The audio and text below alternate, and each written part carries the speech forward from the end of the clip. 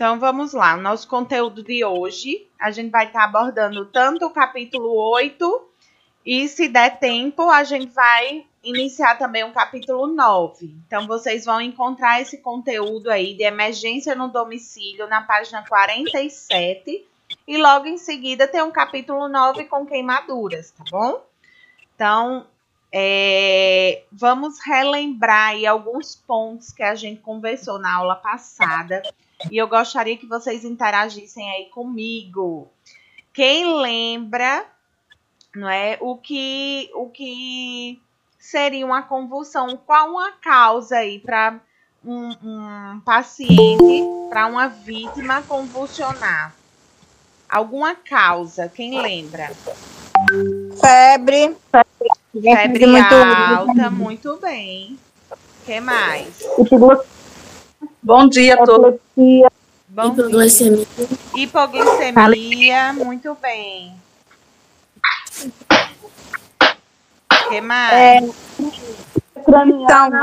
Isso.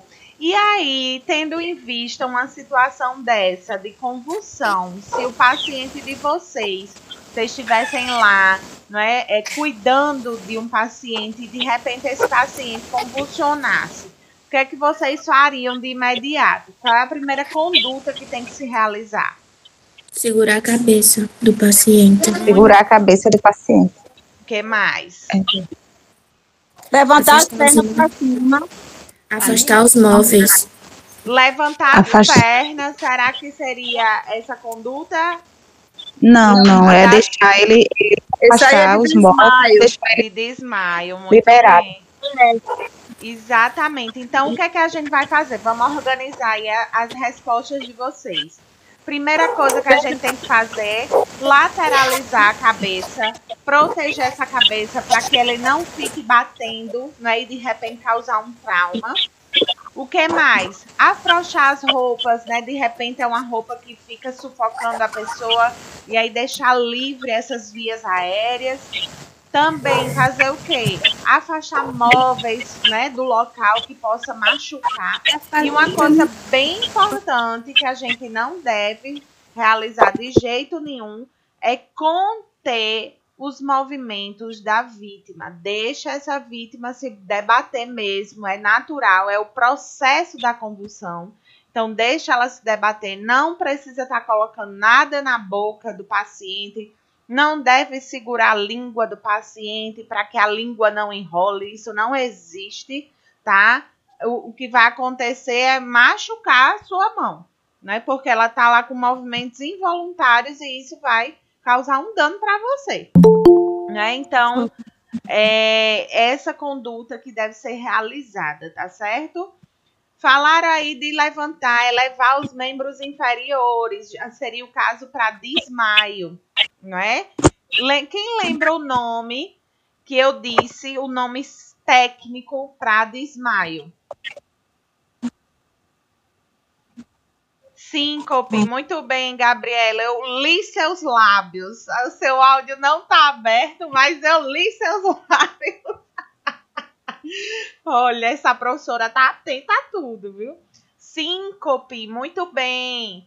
Síncope, gente, é o termo técnico utilizado para desmaio. Márcia Medeiros. É Márcia Medeiros mesmo? Que entrou? Eu tava pronunciando, você tava pronunciando certo. E a senhora ainda pensou. Prestei, eu tô vendo tudo. Então, gente, qual é a conduta, né, que a gente deve realizar numa situação de síncope, que é o desmaio? Elevar os membros inferiores para a gente promover uma boa circulação, certo? Para aquela circulação ela consiga voltar lá para o cérebro e o paciente volte a acordar rapidamente, certo? Mas aí você chegou no local de trabalho e de repente se deparou com aquele paciente no chão. Qual é a primeira conduta que deve ser realizada? Verificar se ele tem pulsação. Isso, muito bem, Ana Cláudia, muito bem, Rosimar. Verificar a pulsação, porque se tem pulso, gente, a gente fica mais tranquilo. Agora, se não tem pulso, o que é que tem que fazer? Reanimar. Tem que reanimar. Certo? Reanimação, igual aquele a gente tava fazendo com o boneco. Exatamente. Muito Bate bem. dedo. Né? E... E faz... Professora, Oi, Marilene. professora, Oi, meu amor. tem mais ou menos um pouco mais de um mês. Acho que 2 semanas que eu estou trabalhando através do Sebrae, tá? Sim. Aí com a paciente lá perto do Arena. Só que no segundo final de semana que eu fui trabalhar, ele, na segunda-feira, antes de eu sair, ele se sentiu mal com a dor na região abdominal. E eu administrei as gotinhas para dor e não funcionou. Só que eu fui verificar o pulso dele e não achei. Entendeu? Não achei pulso, não achei nada. Verifiquei a pressão, nada. Aí liguei para a filha dele chegou e a gente fez tudo o que tinha que fazer. Ele faleceu. Ou seja, ele já estava em trabalho assim, estava em estado inclusive a face dele já estava em sofrimento, aquela coisa toda, entendeu? Aí, qual foi a minha ideia, a minha atitude? Eu fui, o SOS Unimed chegou e disse que não era para mim ter feito, mas eu fui logo reanimar ele, sabe? Uhum. Eu fiz a reanimação nele, pedi ajuda à filha dele para me ajudar, e o filho também quando chegou logo depois, mas não adiantou, ele faleceu. O SOS chegou logo depois, que a gente estava fazendo reanimação nele, e ela ligando, né, para o SOS. Quando o SOS chegou, ajeitou ele no chão e fez todos os procedimentos. Sim. Mas ele não voltou. Pronto. A conduta é essa, procurar... E eu continuo lá... Não falar, tinha. Maria. Não Eu procurei tinha. o pulso, verifiquei a pressão, tudo, e ele não teve. Não tinha achei. sinais Aí vitais. eu fui ligar para a filha dele, quando ela chegou, ela não tinha. O ideal, Marilene, Entendeu? quando acontecer uma situação dessa, espero que não venha acontecer mais, mas se vier a acontecer, liga imediatamente para o SAMU. Imediatamente. A filha é segundo plano, tá? Então, primeira coisa... Não, justamente. Mas eu inclusive, não estava...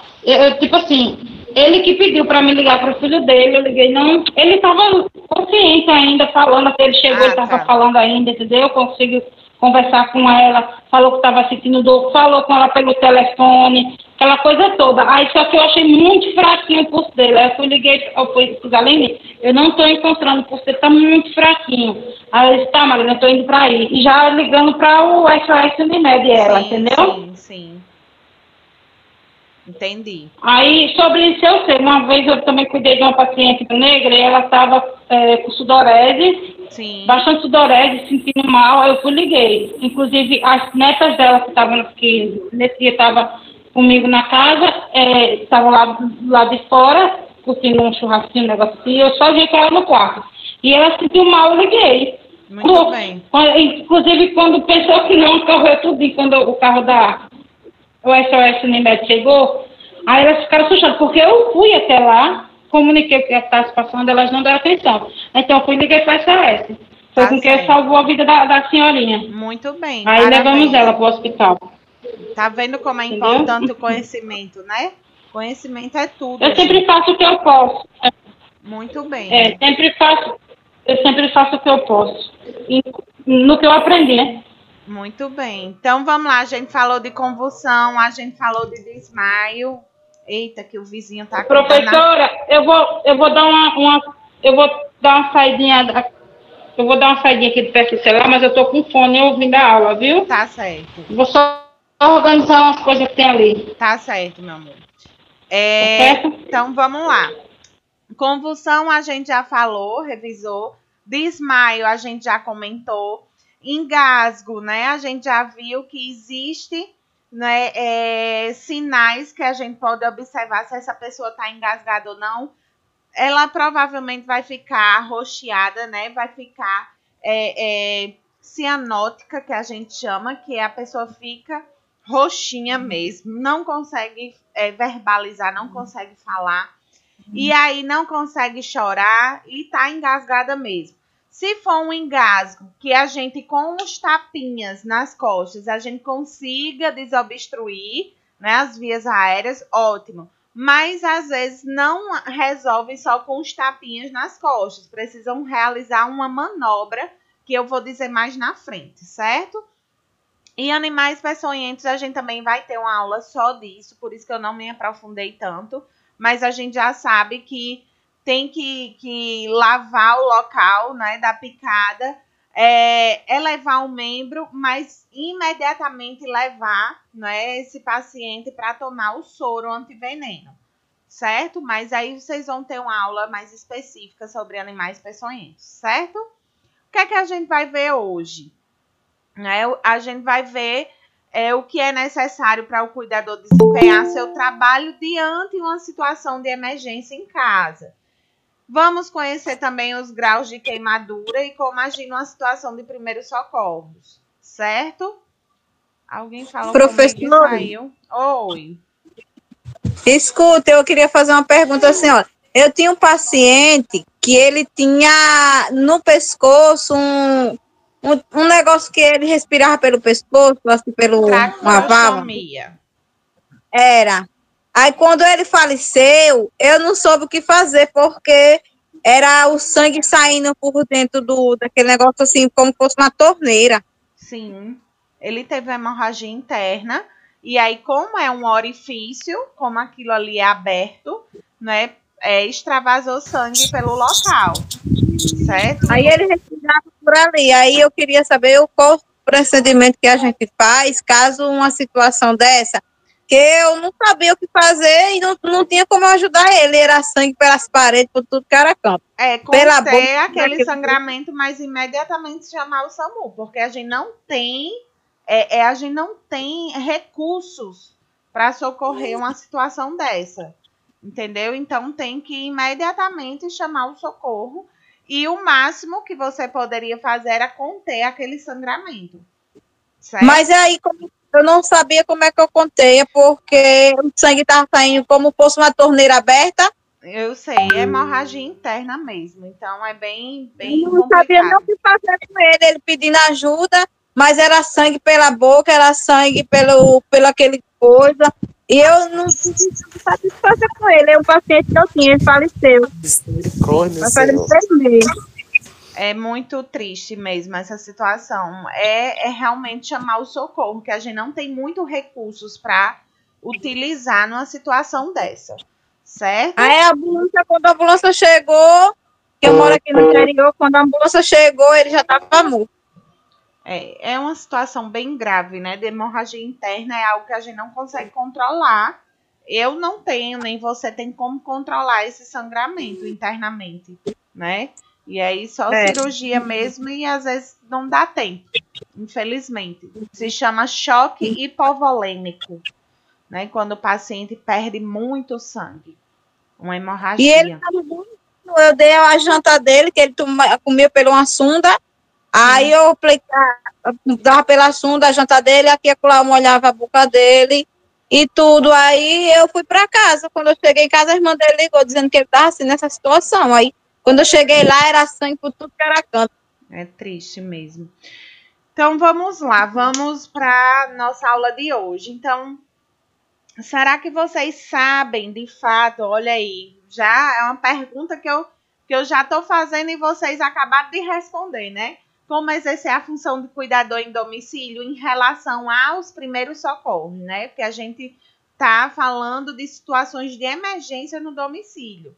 Então, eu coloquei aqui para a gente raciocinar um pouquinho, refletir um pouquinho em relação ao nosso trabalho, em relação ao nosso cuidar, tá? Eu coloquei aqui, cuidar pode ser definido como servir ou oferecer ao outro em forma de serviço o resultado de seus talentos e capacitações. Então, a gente precisa dar atenção, a gente precisa, né, ter o cuidado com a prevenção de certas coisas, se dedicar, ter carinho, responsabilidades. Então, o profissional cuidador, gente, ele tem que ser, acima de tudo, ético, né? E tem que ter, sim, algumas noções de primeiros socorros que vocês vão observar numa situação dessa. E para eu ter essa base de primeiros socorros, eu preciso estar bem preparado fisicamente, porque às vezes exige muito esforço. Para você reanimar, gente, exige muito esforço, né? Precisa ter uma preparação técnica, que é o que a gente está fazendo agora,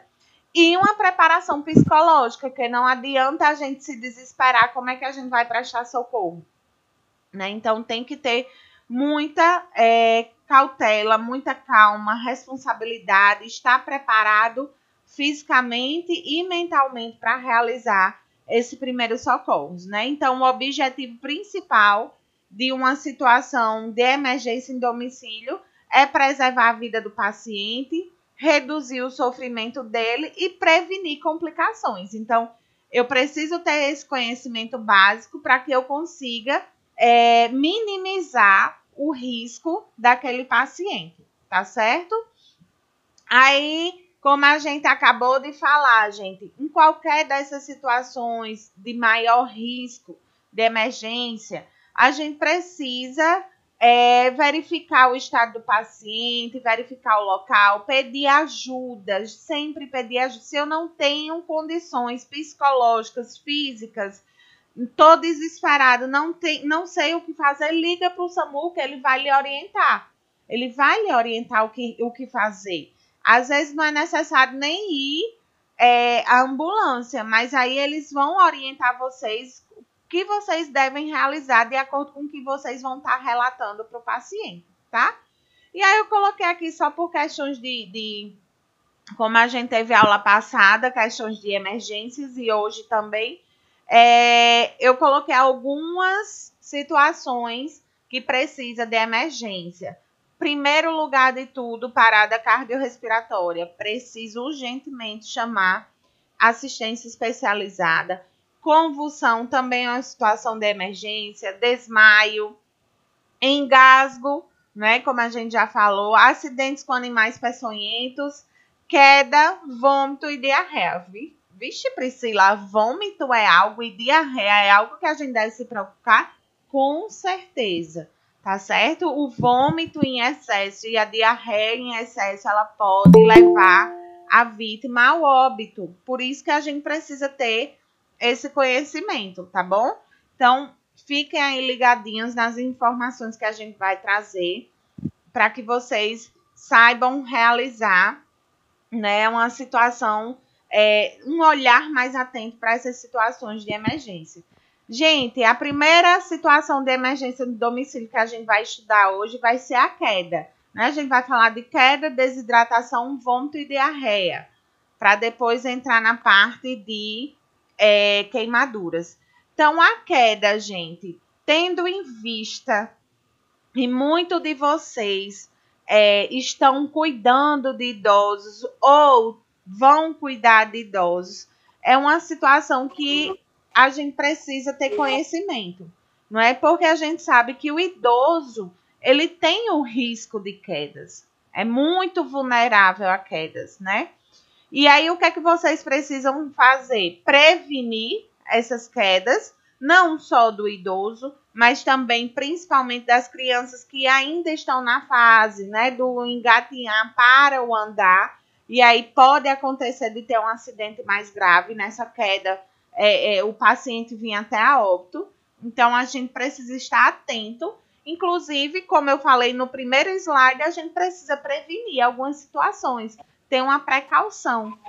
Então, eu coloquei aqui, gente, as quedas são responsáveis pelo maior número de hospitalização de crianças. Quanto menor a criança, mais suas características físicas facilitam as quedas. Por quê? Porque quanto menor, ela ainda não desenvolveu o suficiente para ter um equilíbrio, ter essa questão de discernimento do que é perigoso, do que não é, e às vezes acaba caindo, né? Então, eu falei aqui de criança, mas a gente também vai falar de idoso. Entrando na parte dos idosos, né? A queda em idosos pode causar sérios prejuízos à qualidade de vida, né, desse grupo, podendo acarretar imobilidade, dependência dos familiares, sem falar no índice de mortalidade pós-cirúrgica, que é muito grande. Nos casos mais graves, pode levar até a morte. Muito comum também, tá? Então, quais são as causas dessa queda? A queda em pessoas idosas está muito associada à dificuldade, às vezes, de visão. Gente, a pessoa quando vai ficando idosa, tá? Ela vai perdendo um pouco do campo de visão. Ela não consegue ter uma qualidade de visão quando era mais jovem. Então, vai dificultando. Então, ela não tem uma precisão muito do campo de visão dela. A audição dela também fica prejudicada. O uso inadequado de medicamentos, né? Às vezes pode trazer uma situação extrema de sonolência ou de desequilíbrio.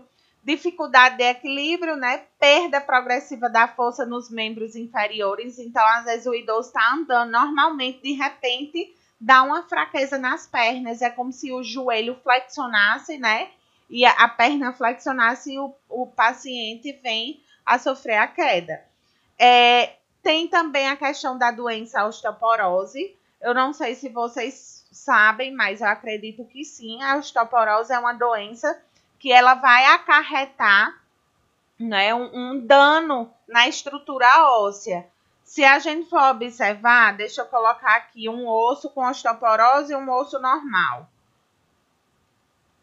Deixa eu só colocar aqui para vocês visualizarem.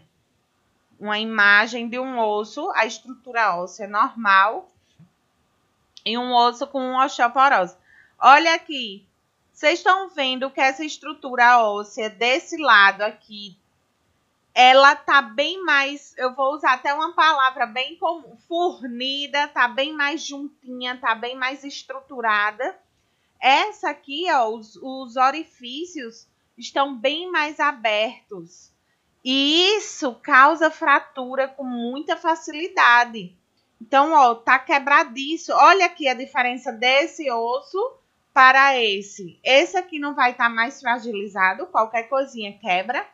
Então, a osteoporose é a falta mesmo de cálcio que faz com que a estrutura óssea fique dessa forma.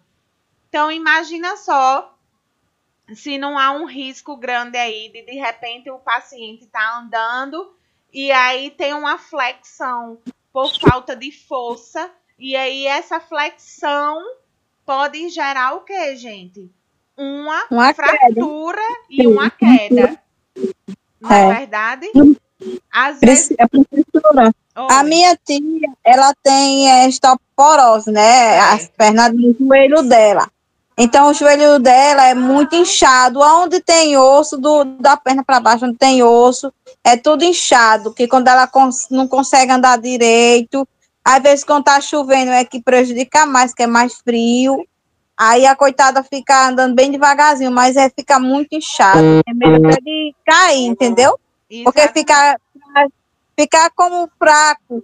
Exatamente. Não se sentir com a perna. Então, o risco de queda é muito grande, certo? Então, eu coloquei aqui, ó, dentre outras situações clínicas que culminam para a maior probabilidade de uma pessoa idosa cair. Gente, se vocês observarem, o idoso, ele dá uma passada mais curta. E essa passada curtinha e mais... tem uns que é curta e tenta acelerar o passo. Então, existe uma maior probabilidade dele bater um pé no outro e cair, certo? Então, a gente tem que ter muito cuidado. A supervisão desses idosos tem que estar bem feita mesmo. Vocês têm que estar o tempo todo auxiliando. E não só os idosos, mas também como a criança. É aquela coisa, né, que a gente costuma dizer, criança cega. Se você desvia o olhar 1 minuto, é o suficiente para ela cair, gente, bater a cabeça e o paciente de repente vinha a óbito, né? Eu recebi, quando eu estava no hospital, no setor de transplante, eu recebi uma criança, né, de 1 ano, que foi correndo ao encontro do irmãozinho que estava dentro do banheiro. E nesse que ele foi correndo, ele tropeçou e caiu, bateu a cabeça, gente. Convulsionou e logo em seguida veio a óbito. Então, vocês podem perceber que uma simples queda, que parece ser uma besteira, mas pode ser algo muito grave, né? Que pode levar a óbito. Por isso que a gente tem que estar atento. Então, o que evitar, gente? Como é que vocês podem evitar, enquanto cuidadores profissionais? O que é que eu posso fazer para evitar esse tipo de acidente? Tanto para a criança como para o idoso, tá? Se a gente parar para pensar, se a gente quer viabilizar para a criança que ela ande, quer estimular que ela ande, a gente tem que colocar ela num local que esteja livre, que ela possa dar as passadas sem ter muitos obstáculos no caminho, porque aí corre o risco dela cair. Então, e o idoso, gente, não é diferente. O idoso, vamos supor que à noite ele precisa se levantar para ir ao banheiro. Claro que tem idosos que eles precisam, às vezes eles levantam sozinhos e às vezes ele precisa de ajuda. Mas vamos supor que é aquele idoso teimoso, que não espera você auxiliar ele. E aí ele levanta. Quando ele levanta, se tiver um criado mudo no caminho, se tiver um ventilador em cima de um tamborete, não é assim? Não tem, sempre na casa de alguém tem um ventilador em cima de um tamborete com um fio esticado.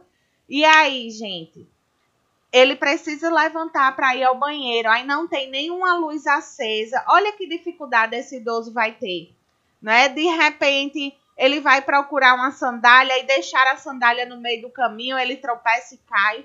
Estão vendo que qualquer tipo de obstáculo é o suficiente para gerar um acidente grave. Então, sempre a gente vai ter que ter cuidado, muita atenção, né, para diminuir o máximo possível de objetos, sapato e objetos pelo chão, evitar fios elétricos e tomadas sem proteção, objetos de uso do paciente em locais longe, que às vezes, vamos supor, ele está dormindo e aí ele quer se levantar para ir ao banheiro.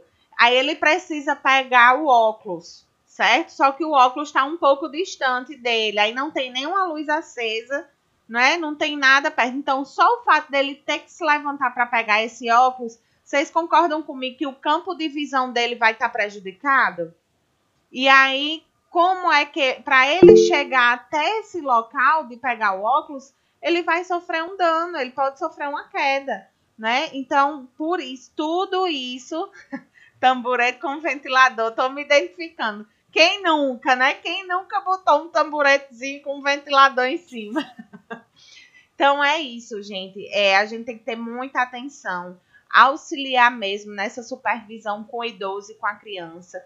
Não colocar tapete, gente, que muitas vezes o tapete dobra, o tapete às vezes desliza e aí pode ser uma queda. Atenção ao piso.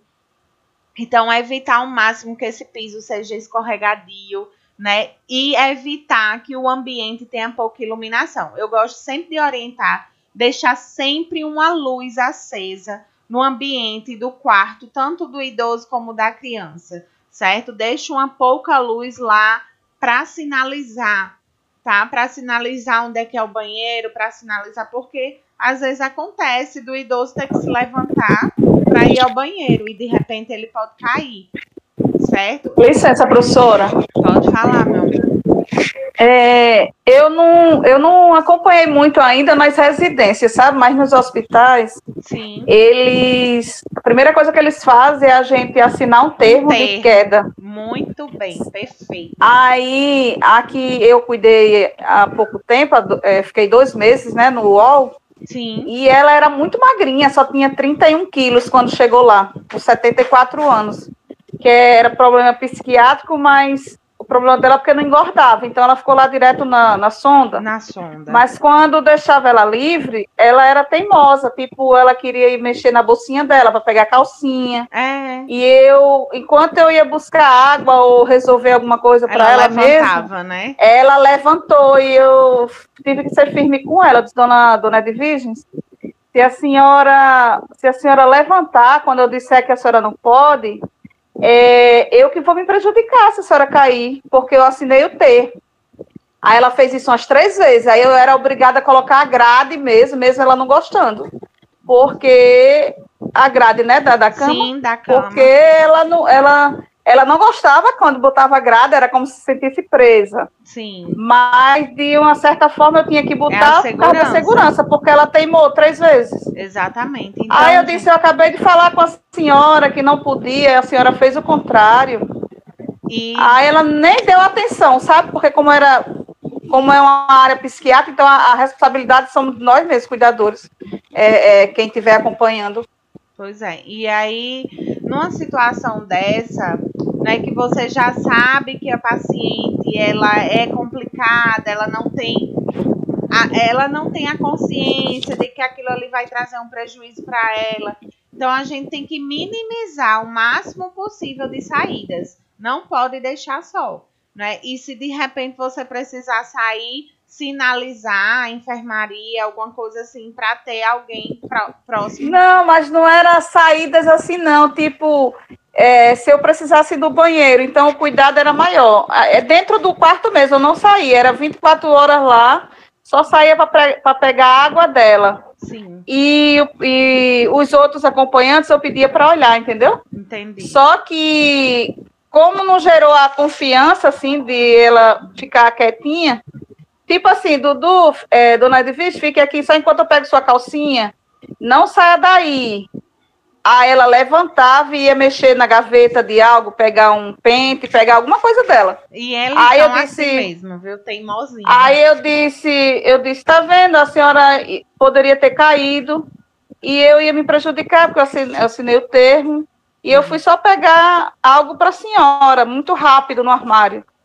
Pois é. Aí, sempre que eu ia pegar algo para ela, eu disse, eu vou botar a grade, mas eu tiro já, é só enquanto eu pego aqui e volto.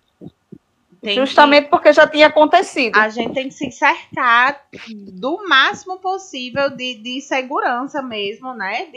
De recursos para minimizar o risco desse paciente. Aí no banheiro, queria tomar banho sozinha. Eu disse, não pode. Não pode. Infelizmente, eu tenho que segurar a senhora. Tem aqui o ferrinho, mas eu que tenho que lhe auxiliar. Exato. Eu vou lhe dar o sabonete líquido, a senhora, né, lava as partes íntimas e eu lhe ajudo, porque é muito magrinha. E poderia dar uma tontura, qualquer coisa, e a responsabilidade é nossa. Exatamente. Muito bem. Então, é esse pensamento mesmo. A gente tem que se cercar de tudo, de todos os recursos para promover segurança para esse paciente.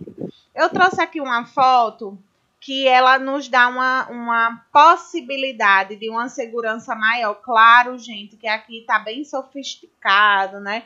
A gente sabe que nem todo lar, né, toda situação familiar vai ter a disponibilidade para arcar com esses recursos, né? A gente sabe que é difícil, que são recursos caros, mas que a gente sim pode falar com o familiar. Olha, eu estou vendo a necessidade de a gente colocar algumas barras de segurança, colocar alguma coisa aqui antiderrapante, principalmente no banheiro, porque é um local que tem muita água, o piso não nos dá uma segurança, por mais que eu esteja auxiliando ela, eu ainda me sinto insegura. Então, não tenham vergonha de falar, vocês têm recursos, vocês têm argumentos para promover a segurança do paciente de vocês. Eu sempre dou o exemplo, né, da minha mãe. Minha mãe, ela tem 68 anos, super lúcida, super jovem, tem uma condição física, eu acho que melhor do que a minha, tem uma resistência física melhor do que a minha, porém, ela é muito consciente das necessidades da idade dela. Então, ela já tem a consciência que ela não tem o mesmo campo de visão, ela não tem mais o mesmo equilíbrio que ela tinha antes, ela já está mais fragilizada, e aí, pensando nisso, ela já adaptou o banheiro, ela já adaptou algumas coisas na casa. Por quê? Porque ela vê que ela fica... por exemplo, eu não moro com ela, meus irmãos não moram com ela mora só, né? Meu filho, às vezes, que fica com ela quando eu estou trabalhando, mas assim, ela viu a necessidade, mesmo ela sendo totalmente lúcida, totalmente ativa, mas ela viu que às vezes pode sentir uma tontura, na hora do banho pode tropeçar e cair, E, gente, se eu falar a vocês que ela tomou um medicamento que deu um pouco de tontura e ela caiu sem saber nem de que nem porquê. Então, ela já sofreu 2 quedas, né, para vocês terem noção como, e ela não sabe explicar como foi isso. Ela disse que não tinha nada no chão molhado. Então, tá vendo como é preocupante, como a gente tem que ter um cuidado redobrado, né? A gente tem que se cercar de total segurança. Questão de criança. Oi, Marilene, pode falar. Professora, lá na residência onde eu estou trabalhando, eu fico só final de semana lá, sabe? Sim. Então, a dona Laurinda, ela tem Parkinson, entendeu? E ela já está sofrendo quedas. Entendeu? Vendo isso, a dificuldade dela, os filhos já estão adaptando a casa com barras com essas barrazinhas. Só que eu tenho uma dificuldade de tirar os tapetes de lá. Toda a porta é 2 tapetes, 1, 2. Ave Maria, é um risco, né? É um risco enorme. E ela tá de uma forma que ela não tá conseguindo, assim, ela tá arrastando o pé para andar. Isso, lembra que eu falei do passinho curto e arrastando. Curvando, assim, sabe? Quando aí, o que acontece? Aí ela sempre tomba para o lado ou então para trás. Sim. Aí, domingo, essa semana não, a outra semana passou, no domingo ela sofreu uma queda, ela caiu de joelho, minha filha, lá. Não tinha tapete, não tinha nada. Eu disse, dona Laurinda, se ela fica deitadinha aí no sofá assistindo, que eu vou voltar para cá, só que eu vou me banhar, né? Que era de noite, aí a gente ia se recolher. Aí, beleza, quando eu escutei ela chamando, né? Quando chegou lá, ela tá de joelho, arranhou o braço no rack da sala, entendeu? Então, eu me senti de uma forma assim, não culpada, mas preocupada com os filhos, que ia me responsabilizar pela queda dela, entendeu? Sim, sim. E é uma coisa que, pela teimosia deles, a gente acaba sofrendo uma culpa que não tem. Mas aí, o que acontece? Eu conversei com ela, orientei ela, né? Então, ela tá aqui, e outra coisa, ela quer andar rápido, ela não tem condição de andar rápido, ela tem que andar devagar para não tombar e cair. E, Marilene, existe um fator de risco maior, porque ela tem Parkinson, e o Parkinson, ela perde a coordenação motora, certo? Então, a coordenação motora dela não é como uma pessoa que não tem a patologia, né? Então, ela não tem um equilíbrio. Eu não sei se o dela já tem tremor, né? Na mão. Pronto. A mão treme. E ela já tem algo mais agravante. Que ela tá urinando, urinando na roupa, assim, entendeu? Tá usando fralda. E tem a questão da postura, tá? Eles perdem a questão postural. Vai envergando mesmo, dizendo assim, de forma mais popular. Né? Eles vão perdendo a questão postural. Então, tudo isso facilita que haja um desequilíbrio. Então, vocês estão entendendo como é importante a gente conhecer o paciente, conhecer a história de vida dele, conhecer quais são os fatores de risco para que vocês se cerquem de segurança e de prevenção. Tá? Então, se Marilene já sabe que a paciente dela é teimosa, é uma paciente que tem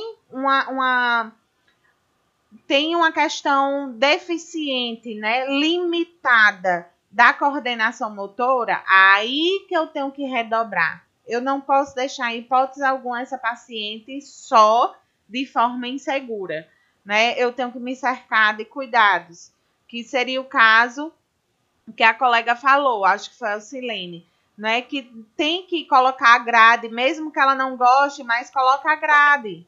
Josilene, desculpa, Josilene. Então, tem que colocar a grade, é uma coisa ruim, ela se incomoda, assim, presa, mas...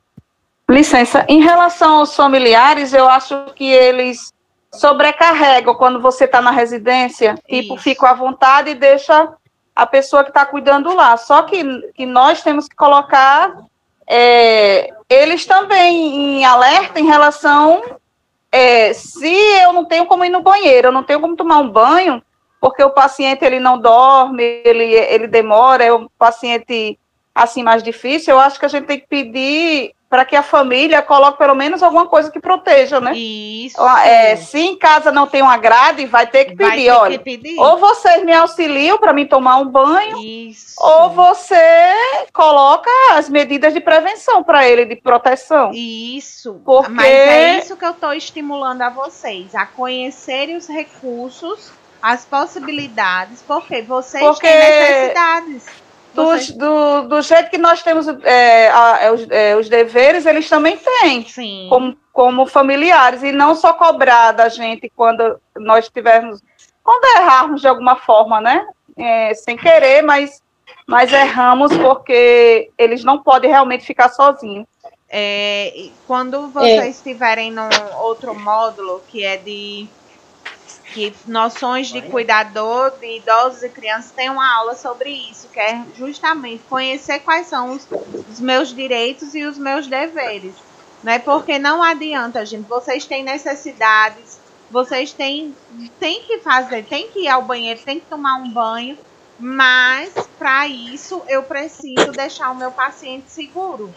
Então, como é que eu vou deixar ele seguro se a família não me dá recursos para que eu possibilite essa situação? Então, já que família, não quer entrar com esses recursos, então eu preciso que tenha alguém para olhar enquanto eu vou ao banheiro. Entendeu? Então, assim, vocês têm esse direito. Vocês têm o direito de solicitar alguns recursos para vocês conseguirem trabalhar. Não adianta vocês terem a mão de obra, que é a função de vocês, as atribuições de vocês, mas não ter o recurso necessário para chegar com essa mão de obra, né? Falando de forma bem grosseira. Professora, e o que me deixa triste lá é ver que a família não ajuda, assim, no sentido de que, tipo, na orientação para ela, porque ela toma várias medicações, sabe? Então, o que acontece? Eles, na cabeça dela, ela vai se curar. Sim. Daquela, entendeu? Do Parkinson. Não cura, né, gente? É uma doença progressiva.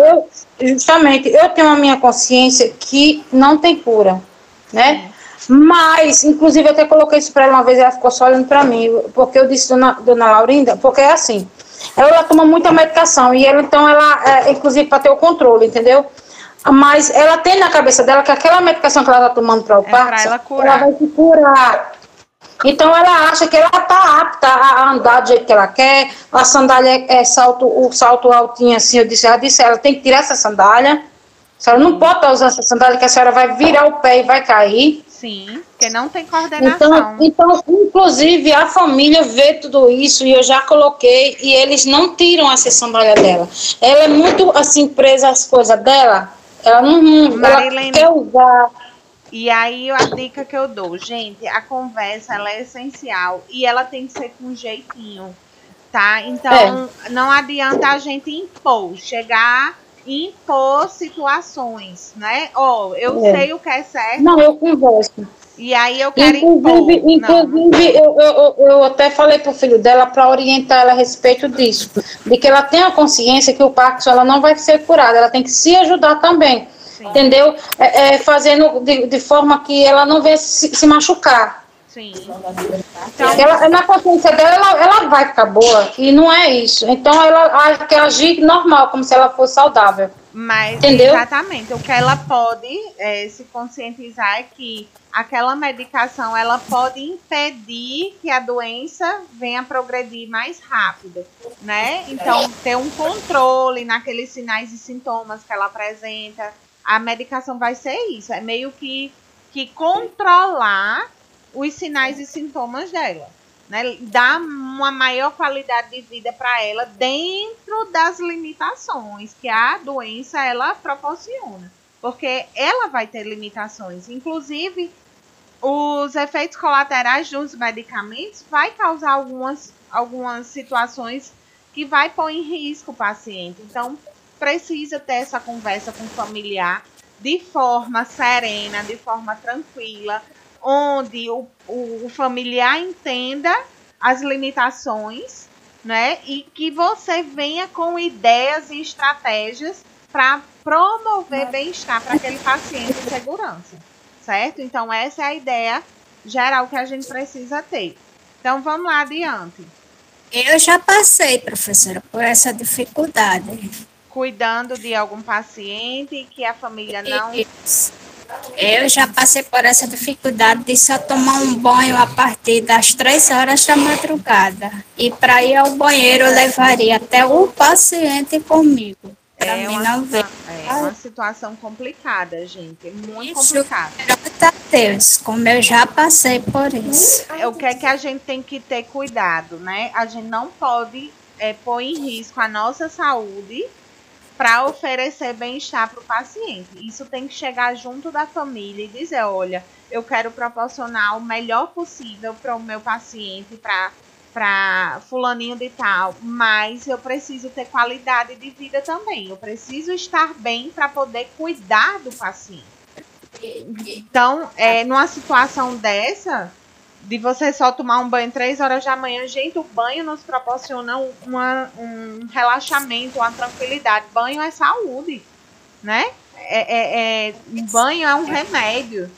Então, a gente precisa nos cuidar para poder cuidar do outro, tá certo?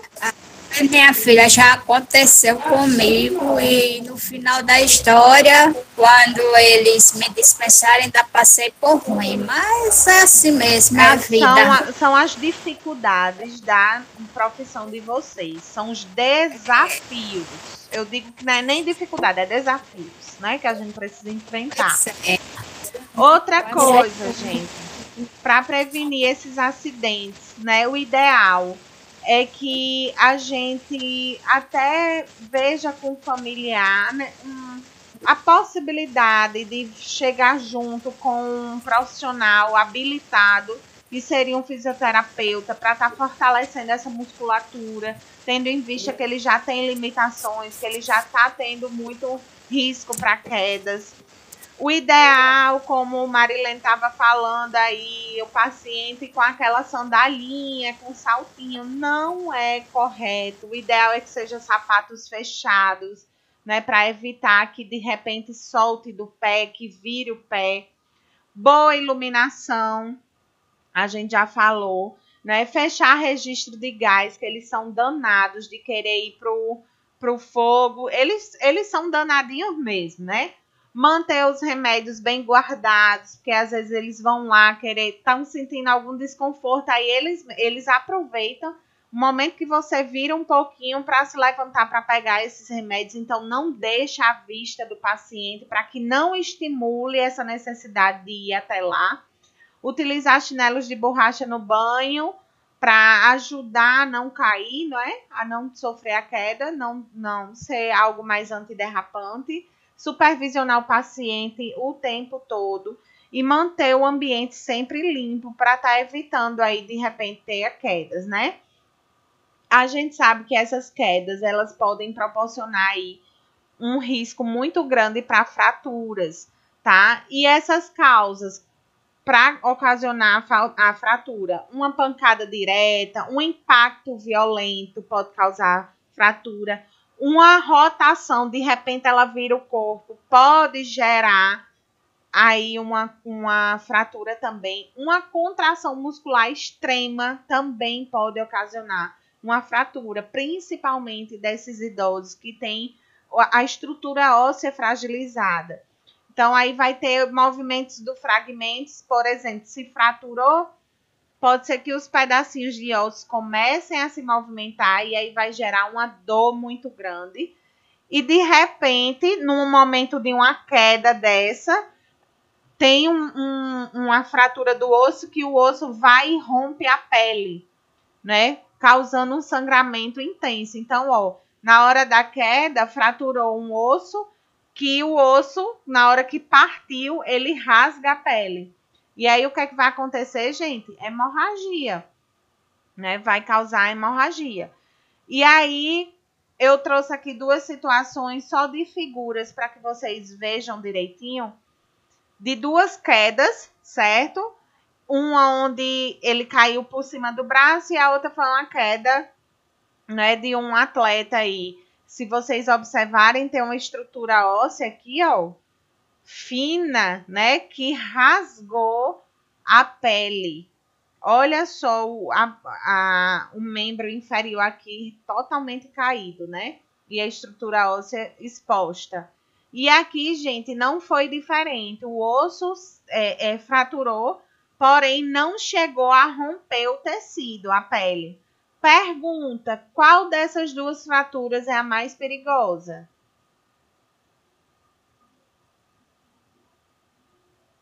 Cadê meu povo para responder? Qual das duas fraturas é mais perigosa? A fratura que é aberta, exposta, aquela que o osso saiu, ou aquela que o osso se rompeu? A fratura que é fechada. É a mais perigosa? A aberta não, a outra. O que é que vocês acham? Porque você não tá vendo. Certo. E aí, mais alguém concorda com ela? Discorda? Eu acho que são as duas. Mas Eu tem concordo. tem uma que é mais perigosa. Eu acho que é a fechada, professora. Acho que é a externa. Tem alguém que falou que acha que é externa, uma opinião diferente. Né? Então vamos lá, vamos raciocinar comigo, né? Um caso clínico aqui pra gente raciocinar. Gente, eu entendo que vocês pensaram na fechada no sentido que pode estar ocasionando uma hemorragia interna, né? Isso, e a pessoa não valorizar aquela fratura e de repente vir a óbito. Mas a fratura exposta, qual é o maior risco? Ela é mais perigosa, sabe por quê? Porque o osso vai ficar exposto e Pode dar mosca, infeccionar. infecção, risco de infecção. Gente, tá aberto. Tudo que tá aberto tá sendo exposto ao externo. E o meio externo é cheio de bactérias, cheio de vulnerabilidades. Então, a fratura aberta, a fratura exposta, ela tem um risco maior de infecção. E a infecção, ela pode levar ao agravamento. E aí, o paciente vir a óbito também por conta disso. Certo? Então, ficou claro qual é a mais perigosa? A fratura aberta, a fratura exposta, ela nos dá uma vulnerabilidade maior de questão de infecção. Tá? Não que a fratura fechada não seja perigosa, é perigosa também, né? Principalmente se há uma hemorragia aí interna, se de repente extravasa aí um vaso na hora que o osso parte, ele pode cortar aí, né? Perfurar uma artéria. E aí causar... mas pensando por esse lado aí que a senhora está dizendo, aí essa aí que fica exposta, ela é a mais, realmente ela é a mais perigosa. Quando a gente tem uma visão que uma pessoa assim, tipo, que nem a senhora já sabe, para dar só uma explicação para abrir mais assim, Isso. né? Os nossos pensamentos, aí a gente volta atrás. Exatamente. Então, é muito interessante, boy. Muito quando a gente tá aqui enquanto orientadora, enquanto professora, enquanto instrutora, né? A gente tá aqui para facilitar o entendimento. Então, a gente traz experiências, né, que a gente já vivenciou, situações que a gente já passou. E aí é justamente isso, compartilhar o saber, compartilhar as minhas experiências e vocês compartilharem as experiências de vocês. E a gente chegar num consenso, num entendimento. Então, esse é o estilo de aula que eu gosto de trazer para vocês. A gente vir com a teoria, mas a gente aplicar essa teoria numa situação prática, né? Então, vamos aplicar essa questão da queda, de repente eu ter uma fratura, mas vamos aprofundar um pouquinho mais, vamos puxar na memória de vocês, vamos forçar vocês a pensar, a ter um olhar mais clínico, porque eu poderia muito bem falar de queda aqui e esquecer um pouco dessa questão da fratura, né? Mas eu gosto de trazer essa situação, porque a gente pode ter uma situação mais grave como essa. E aí, o que é que vocês fariam, gente, numa situação dessa? De uma fratura dessa exposta? O que é que vocês fariam? Cadê vocês? Ficaram mudas? Imediatamente é um pronto-socorro. Certo. Mas até lá, vocês concordam comigo? Tipo, o ideal mesmo, gente. Vamos lá. O ideal seria chamar a assistência especializada, o SAMU. Por quê? Porque se trata de uma fratura.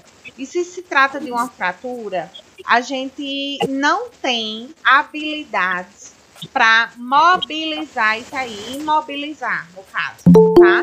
Então, a gente não tem recursos, a gente não tem sala, a gente não tem uma habilidade para isso. Então, até na hora de movimentar esse paciente para colocar dentro do carro, você entende que é um risco muito grande. Já pensou essa perna aí pendurada, esse membro inferior pendurado, e você ter que levar o paciente até o carro? Não é um perigo enorme? Muito grande, gente. Então, o ideal seria a gente chamar a assistência especializada, o SAMU, tá? Para fazer a correta imobilização desse membro e ele levar para um ortopedista, né? No caso, o SAMU levar. E aqui, nesse outro caso, já pensou? O paciente caiu no chão, tá com esse braço lá, né? Os membros superiores. Ó, sofreu uma fratura aqui. Vocês sabiam que só o fato de eu pegar esse membro para colocar dentro de um carro, eu posso, o osso, né? O osso tá lá pontiagudo, mas ele não tá quietinho lá, ela não caiu no chão e ficou lá no chão. Não causou nenhuma abertura em um vaso. Mas no momento que eu vou tirar ela do chão e botar dentro do carro, o osso vai e perfura o vaso sanguíneo. E aí ela tem uma hemorragia interna e vem a óbito. Olha que situação difícil. Tá vendo como é perigoso a gente se envolver com a situação de primeiros socorros que não tem habilidade? Então, a gente pode pôr em risco a vida do paciente. O ideal é que a gente busque aí a assistência especializada do SAMU. Tá certo? Entendido, gente, isso aqui? Conseguiram compreender direitinho? Fratura fechada e fratura aberta. Precisa. Entendi, professora. Entendi. Ótimo. Até o socorro chegar, o que é que eu posso estar fazendo? Não é? Nunca, jamais realinhar o membro, certo? Ó, o paciente caiu assim, tá vendo que tem uma fratura aqui? Do jeito que ele caiu, eu tentar realinhar esse membro, puxar o membro e colocar no local. Jamais, eu não posso fazer isso, certo? O que é que eu posso fazer? Conter esse sangramento para evitar uma hemorragia, né? Que perder tanto sangue. Então, eu devo conter o sangramento. Nada de colocar nenhum líquido no local, nenhum medicamento, colocar álcool, nada. A primeira coisa que eu posso fazer é conter esse sangramento. Porém, é uma pessoa que eu não conheço, que eu não sei da questão da saúde dela, eu não sei se ela tem uma doença grave. Então, só coloca a mão para conter o sangramento com um pano limpo aqui, se tiver luvas, tá certo? Porque eu não vou ter contato com sangue sem saber qual as doenças dele, certo? Entendido? Tranquilo, gente? Então, a assistência médica, chama o SAMU aí, porque você não vai ter condições de colocar esse paciente no carro sem mexer com essa perna, sem mexer com essa fratura. Então, o SAMU, ele vai chegar, vai ter 2 socorristas para imobilizar esse membro, tá bom? Então, fica aí a dica em relação à queda. Eu acho que deu para a gente falar bastante, deu para a gente entender um pouquinho, até se aprofundou aí mais um pouquinho em relação a fraturas. Combinado? Combinado. Então, vamos agora para desidratação, né, gente? Quais são os sinais de desidratação? O que é que eu preciso? Por que eu tenho que falar sobre desidratação? Gente, às vezes, principalmente, eu vou falar de criança, mas vou falar principalmente de idosos. Às vezes são idosos que estão acamados, que são totalmente dependentes do nosso cuidado. E aí, o que é que acontece? O paciente, ele necessita que você, né, ofereça a água, ofereça o líquido, ofereça um suco, ofereça a hidratação. Então, se eu não tenho uma rotina estabelecida de hidratação para esse paciente, o paciente pode sim vir desidratar. E desidratar é algo grave, viu? E vir a óbito. Então, o que é que eu preciso observar? Toda vida eu vou supervisionar a pele dele, principalmente na hora do banho, é o momento ideal para você fazer essa checagem, né? Analisa se a pele está muito seca, ele está precisando se hidratar. Gente, eu sei que existe o fator hormonal, né? Quando vai ficando idoso, vai perdendo um pouquinho dos hormônios, e isso possibilita, faz com que o paciente, ele fique desidratado mesmo, a pele mais seca. Mas a pele seca também é sinal de que falta líquido no corpo. Falta líquido. Então, eu costumo dizer muito, Camila, só isso, fecha aí um pouquinho o seu áudio que tá dando um ruídozinho. Mas quando você quiser falar comigo, é só abrir, tá certo, meu amor? Então, vamos lá. Às vezes, a gente acha que tá oferecendo uma quantidade boa para o paciente, principalmente, eu não sei se vocês já prestaram atenção, mas o idoso, ele tem muita dificuldade para ingerir a água. Eles são resistentes, né? Eles não querem. Qual é a dica que eu dou? Não precisa oferecer um copo de água de uma vez, certo? Não precisa. O ideal é que nosso corpo seja abastecido de água o tempo todo, tipo assim, de meia em meia hora, vamos supor, de 1 em 1 hora no máximo. Mas pode ser 2 dedos, 3 dedos. O importante é que eu forneça a água. Por quê? A água, gente, ela é fonte, né, de vida. O nosso corpo para funcionar, os nossos órgãos para funcionar, ela precisa da água. Ela precisa, é como se fosse uma engrenagem o nosso corpo e precisa do combustível da água. Para vocês terem noção, pessoas que têm prisão de ventre, muitas vezes é devido à falta da água. Por quê? Porque lá no intestino grosso, onde forma as fezes, o que é que vai acontecer? Eu estou dando um pouco da parte da fisiologia, do funcionamento normal, para vocês entenderem a necessidade da água do nosso corpo. Então, lá no intestino grosso, não vai ter que formar o bolo fecal, não vai ter que formar as fezes, não é assim, para sair no ânus? Então, vocês concordam comigo que o alimento que a gente come, ele vai ser totalmente quebrado para poder ser absorvido no organismo? E quando chega lá no intestino grosso, vai ter é como se fosse assim, o intestino grosso, ele vai sugar um pouco da água para que essas fezes não saiam líquidas. Ela saia mais firme, aquelas fezes. Então, no intestino grosso é onde há maior absorção de água. E se eu não tomo água, gente? Quando chegar lá no intestino grosso, não vai ter que puxar água, que está lá naquelas fezes, vai ter que puxar água. E se eu não tomo água, que água ele vai puxar? Vai puxar o que tiver. E aí, como é que vai ficar essas fezes? Um cimento, um tijolo.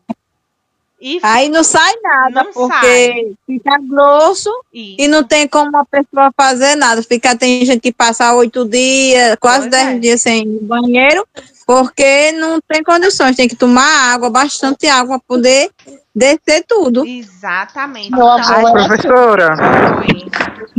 E a pessoa que esquece de tomar água, porque a minha mãe esquece de tomar água e tem problema de defecar. Pronto, aí o que é que você vai fazer?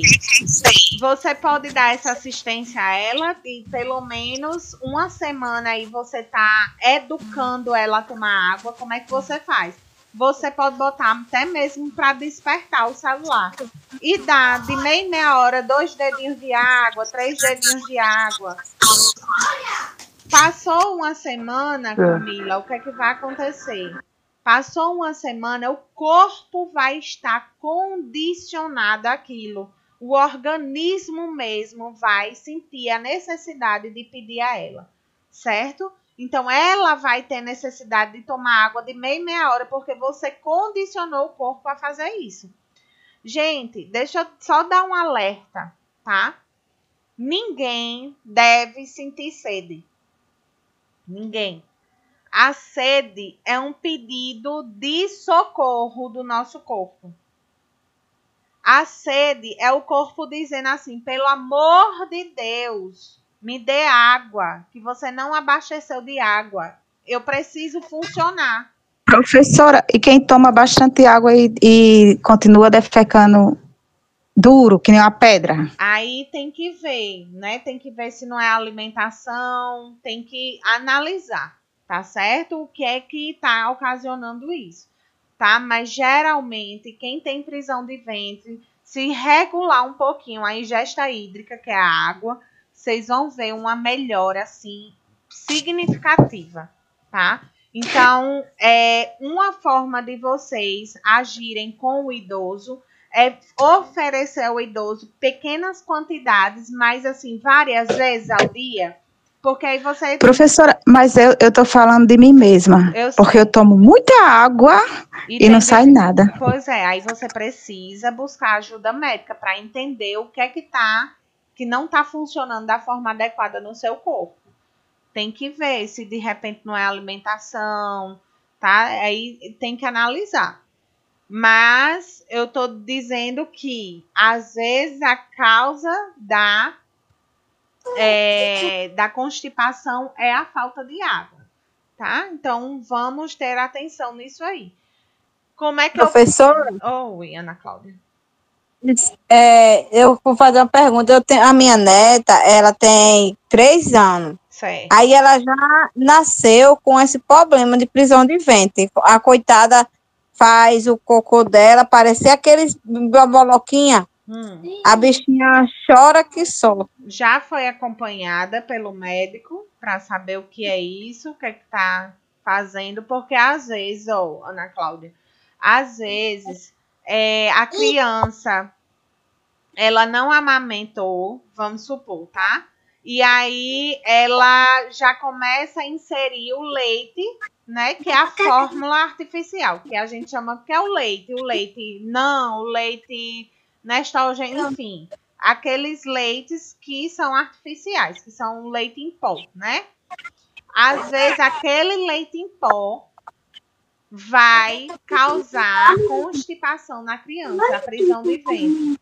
Então, às vezes, a gente mudando o leite já dá uma melhora. Mas aí, isso não sou eu que vou conseguir dizer para você. Tem que ter um acompanhamento com a pediatra para saber o que está acontecendo.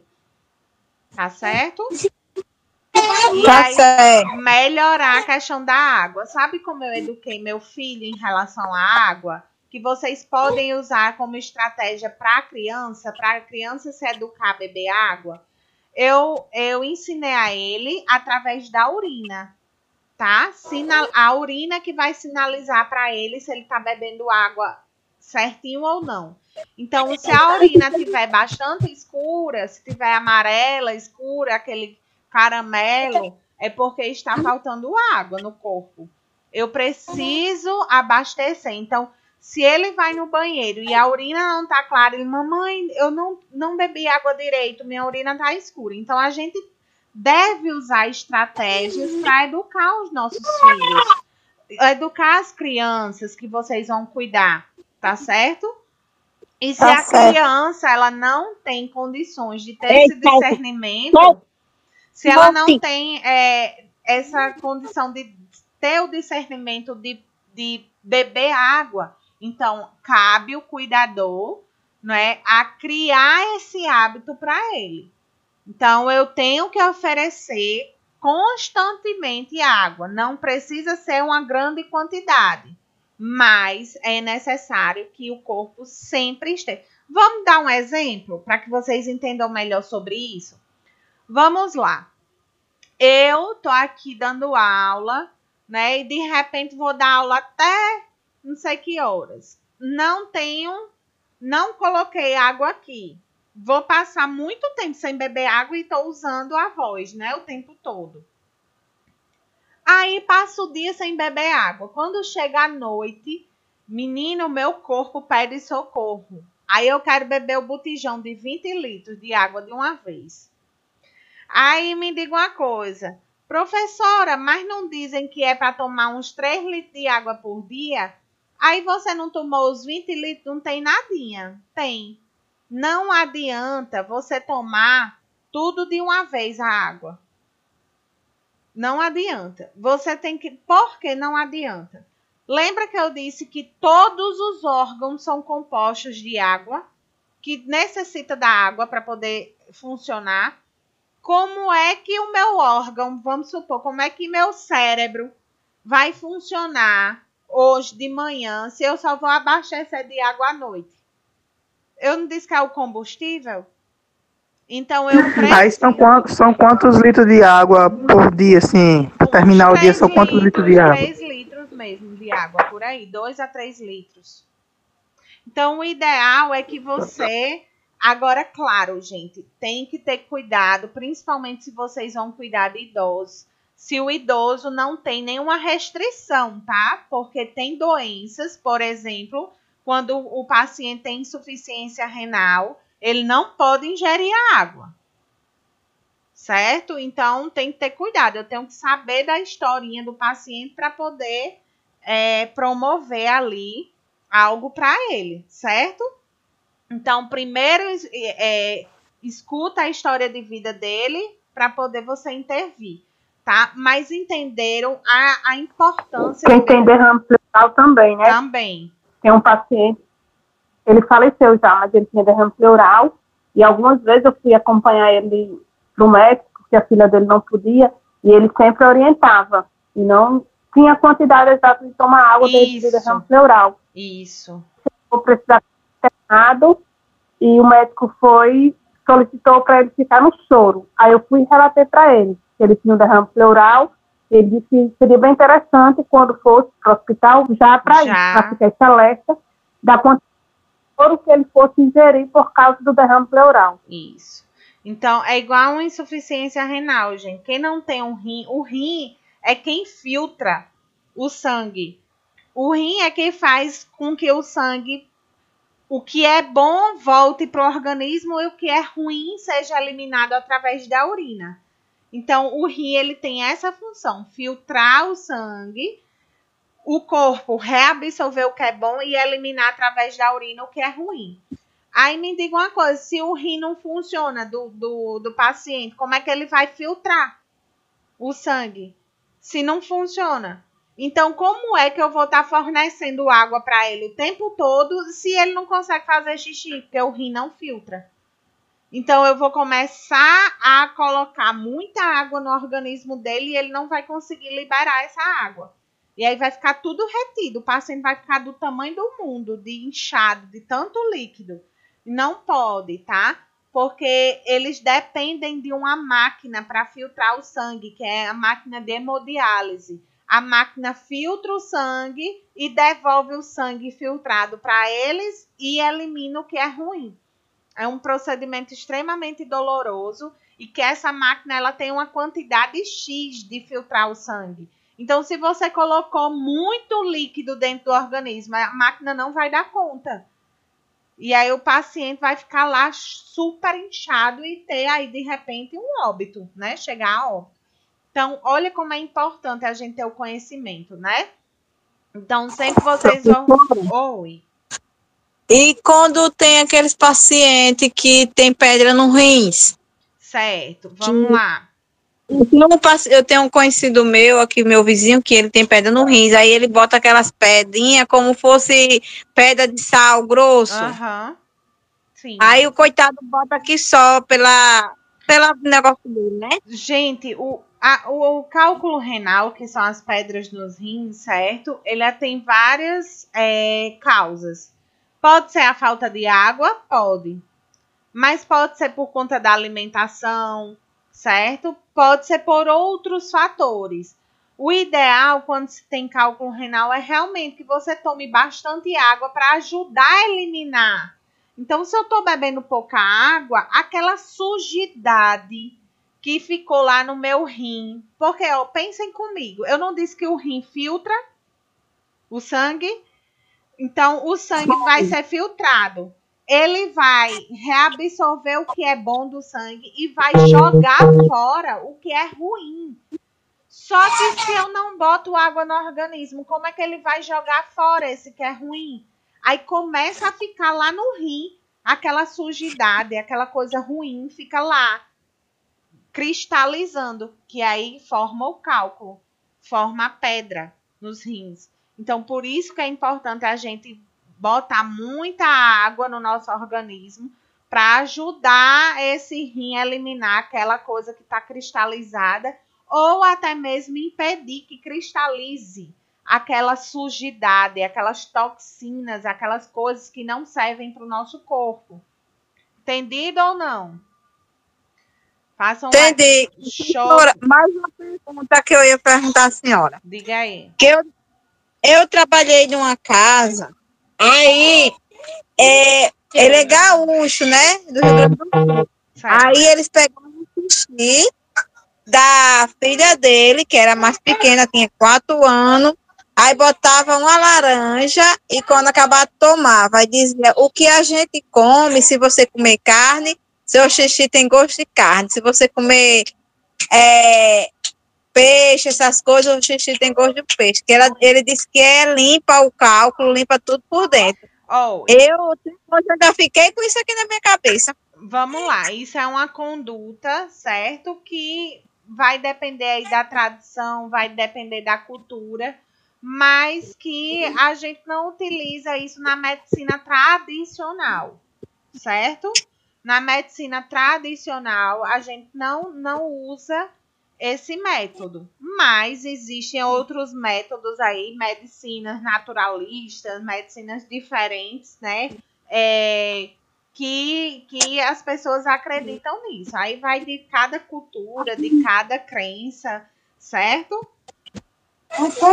Tá certo. Vamos lá, vamos passar adiante. Então, eu quero que vocês observem aí nos idosos, nas crianças, se a pele não tá seca, se os olhos, né, ficam, quando tá desidratado, os olhos ficam fundos, a pessoa fica sonolenta, fica com cansaço, a pressão baixa e ela ainda tem a confusão mental, viu? Então, olha como os sinais e sintomas da desidratação, né? Tem que ter muita atenção, gente. Pode levar a óbito, por favor. Eu já falei aqui da importância de hidratar o paciente, certo? Então, fiquem atentos aí, tanto para a criança como para o idoso. Oi. Meu neto, ele caiu com dando a cabeça na quina da parede. Sim. Aí lascou, assim, perto da muleira, como a gente chama, né? Sim. Aí lascou, era tanto do sangue, não sei porque que ele estava correndo, mas era sangue demais. Aí eu fui, peguei ele, lavei com um pouco de água gelada para estancar o sangue e estancou um pouquinho, aí levei ele pro posto. Quando chegou lá, e subiu um catombo roxo, mas não pegou ponto. Aí subiu um catombo roxo, aí a enfermeira disse que era para mim botar compressa de gelo, e caso ele tivesse dor de cabeça, desse remédio, né, para dor de cabeça. Aí é o que eu fiz, mas ainda tá roxo e ele sente aqui com um pouco de dor de cabeça.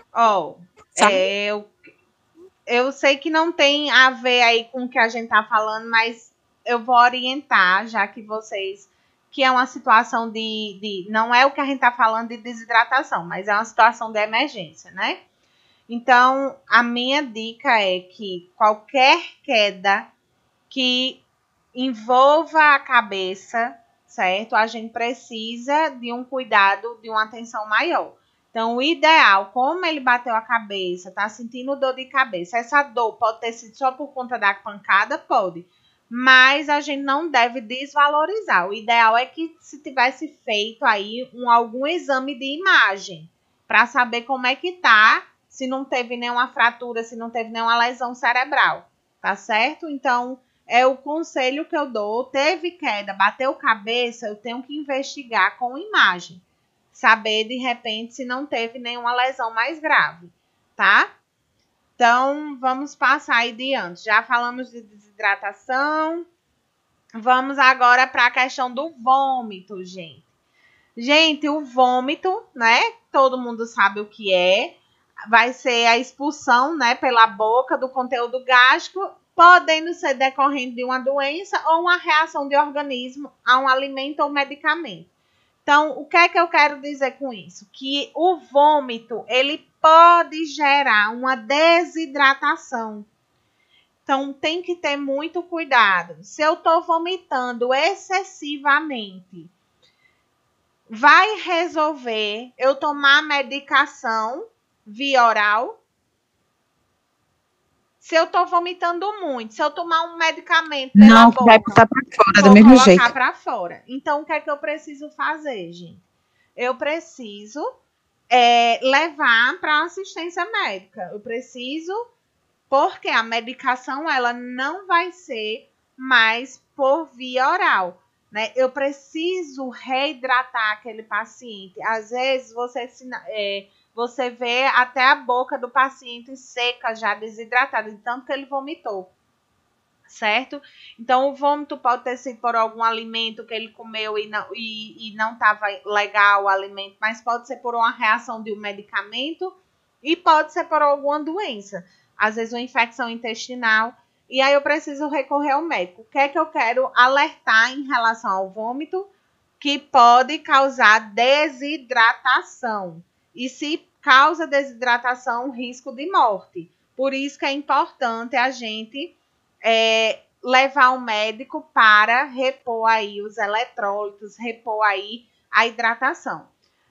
Tendo em vista que o paciente ficou desidratado de repente, né? Foi para o médico. Às vezes o médico passa até um soro caseiro. Ah, eu consegui medicar. Vou dar um exemplo, tá, gente? Vou olhar aqui para vocês. No caso de uma criança que está vomitando muito, eu ainda tenho uma alternativa antes de levar ela para o hospital. Existe medicamento, tá? Em forma de supositório. Vocês já ouviram falar nisso? Que vai ser administrado lá pelo ânus da criança. Já. Pronto. Eu sei o que é. Pronto, o supositório. Por que, gente, seria uma alternativa interessante? Porque ele não está vomitando. Se eu der um medicamento em gotinhas para ele, ele vai vomitar. Então, em supositório seria mais interessante. Não tendo isso, não resolvendo, nem com supositório, tem que ir para assistência médica, repor através de soro fisiológico, certo?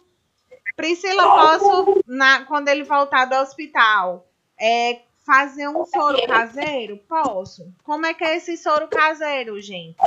1 litro de água filtrada, fervida ou mineral, tá? 1 colher de sopa bem cheia de açúcar e 1 colher de café de sal. 1 colherzinha de café, de sal. Mistura e dá para o paciente para ele reidratar. Porque ele perdeu muito líquido, perdeu muita coisa. E aí precisa reidratar esse paciente. Tá? Mas atenção, gente. Tá vomitando muito, tem que levar para o médico. Tem que levar para o hospital. Diarreia, do mesmo jeito. Tá? A diarreia, se ela é ocasionada, vamos lá, vamos entender o funcionamento da diarreia, certo? Lembra que eu falei que lá no intestino grosso vai absorver uma maior quantidade de água para as fezes ficar mais endurecidas. Lembra que eu falei disso? Então, vamos lá. Vamos supor que eu comi algo que me fez mal. Comi uma coxinha no meio da rua que me deu uma infecção intestinal. Me diga uma coisa.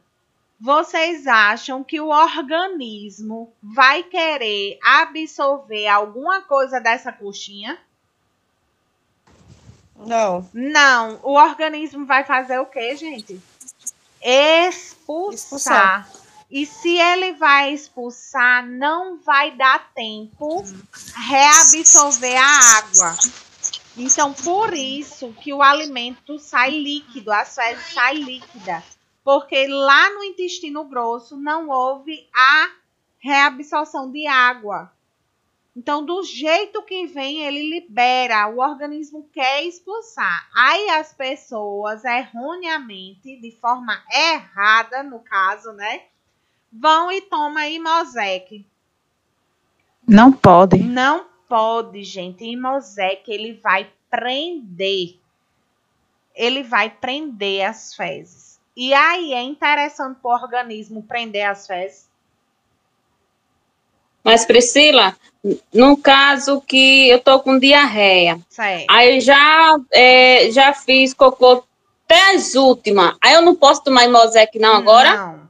Não. Vamos lá. Vamos entender quando é que você pode tomar Imosec.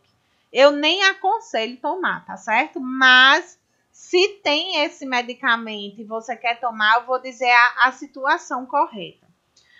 O Imosec, ele faz o quê? Ele retém as fezes. Ele prende as fezes. Se for uma situação de um alimento que eu comi, que não me fez bem, que está estragado, qual é a ideia, gente? Expulsar, tirar do organismo. Eu vou guardar um negócio podre dentro de mim? De jeito nenhum. Então, jamais tomar Imosec. Jamais. O que é que vai ter que ser feito? Tem que ir para o hospital. Por quê? Porque o médico vai passar um antibiótico, porque é uma infecção intestinal. Uma infecção bacteriana só trata com antibiótico. E ele vai passar um repositor da flora intestinal. É como se fosse assim, eu vou ajudar aquela minha flora intestinal, meu intestino a se recuperar. Porque ele está bem fragilizado por conta da diarreia. Então, eu vou usar um Floratil, um Repoflor, para ajudar, certo? E o que é que vai fazer ela parar de defecar? O antibiótico, porque não era uma infecção, não era uma bactéria que estava ali. O antibiótico vai tratar aquela bactéria e ela vai parar de defecar. Se não for essa situação, vamos dar um outro exemplo. Amanhã, Márcio me ligou, hoje no caso, né? Márcio lá da agência de empregos, me ligou e disse, Priscila, amanhã você vai passar por um processo seletivo, vai fazer uma entrevista de emprego, tá? Para você ser cuidadora de um paciente que a gente está encaminhando vocês. O que é que eu fico logo nervosa, desesperada, começo a ter diarreia por conta emocional. É algo que me deixou nervosa e eu precisei, né? E eu preciso desse emprego, pelo amor de Deus. Já pensou eu lá na entrevista e com diarreia? Aí um caso desse, que não é nem um alimento que me fez mal, que não é uma bactéria, que é algo emocional, aí sim eu poderia usar Imosec. Vocês estão entendendo? Que é algo que minha mente que desregulou o meu intestino. Então, sempre ter cuidado. Então, nunca orientem ninguém a tomar Imosec se for um caso de infecção, se for um alimento que lhe fez mal, se for uma outra doença, né? Às vezes a pessoa tem tá com o organismo fragilizado, tá tendo a diarreia e vai tomar Imosec. Não, gente, tem que liberar as fezes mesmo, tem que fazer com que aquela coisa que tá desregulada no seu organismo, que tá lhe fazendo mal, seja colocada para fora, tá? Porém, a diarreia, ela não é a perda de líquido. Eu não estou perdendo aquela água que não foi reabsorvida. Lembra que eu disse que não deu tempo reabsorver a água, já elimina logo. Então, o meu organismo vai ficar fragilizado, vai ficar faltando água. E se falta água, gente, o organismo não funciona. Faltou água, eu estou prejudicando o organismo. Então, o que é que eu tenho que fazer, gente? Imediatamente levar essa paciente para ver a causa dessa diarreia. Porque se for algo, como eu falei, bactéria, se for uma bactéria, só antibiótico. E vocês compram antibiótico sem prescrição médica? Às vezes eu compro. Olha só. Eu também, professora. Vocês, né? Eu não sei se eu brigo com vocês ou eu brigo com a pessoa que tá vendendo. Gente... Nós compra direto, professora, aqui remédio sem receita. Não, remédio sem receita que eu digo antibiótico. Aqui eu compro. Eu já comprei a moxina, cefalexina, antibiótico, tudo isso a gente compra. Cefalexina também. Pois, ó, eu vou terminar a aula falando sobre isso, tá certo? Eu vou, ótimo, a gente nem vai ver, a gente não vai iniciar queimaduras, a gente deixa queimaduras para a próxima aula, que é um assunto bem extenso. E aí eu vou finalizar na importância de vocês não se automedicarem. Olha o antibiótico. Vou iniciar falando de antibiótico. Gente, antibiótico, quem tá com o áudio aberto, fecha, por favor, rapidinho, só para não atrapalhar. Eu vou até abrir um slide aqui para vocês. Vou até pedir licença aqui para abrir esse slide para vocês verem a importância de não se automedicar, principalmente em se tratando de antibiótico, tá? Então, deixa eu só abrir aqui, porque vai ficar mais claro, já que surgiu essa dúvida. Vamos lá. Antibiótico. Não é esse, não. Deixa eu só abrir aqui. Rapidinho. É só para que a explicação fique bem mais clara. Tá aqui, ó. Gente, antibiótico, ela é uma substância, é um medicamento que ele vai matar ou inibir a bactéria, tá certo? Então, não é efetivo para um vírus, não é efetivo para um parasita, não é efetivo para uma situação de fungo. Vou dar um exemplo para que vocês entendam isso. Priscila está com a garganta doendo, certo? Arranhando, incomodando. Aí Priscila chega lá na farmácia e diz: Fulana, eu tô com a garganta doendo, me dê um antibiótico aí, me dê azitromicina. Priscila está apenas com a garganta inflamada, vermelha. Inflamação se trata com anti-inflamatório.